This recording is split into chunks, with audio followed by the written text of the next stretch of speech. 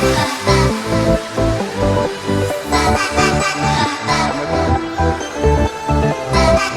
subito Antonietti, non si confronta. Ha vinto il tiro! Bravo la rete!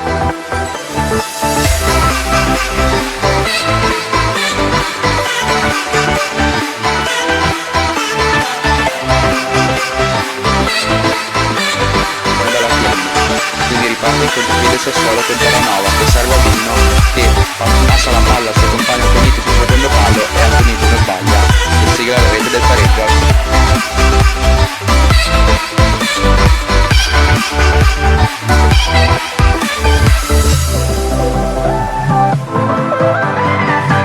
Una rovesciata serve Regina rimasta in avanti, il numero 3 Tortoreso prova il pallonetto, ma il pallone sbatte contro il palo interno proprio come sul gol, ma la palla non entra in questo caso.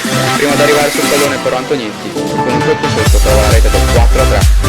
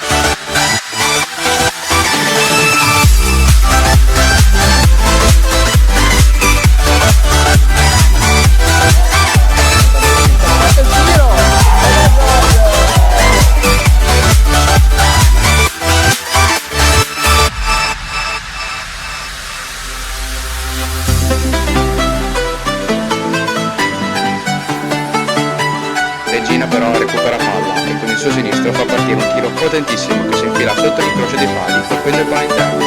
Prendi 2 gol di Regina che fa accorciare le distanze.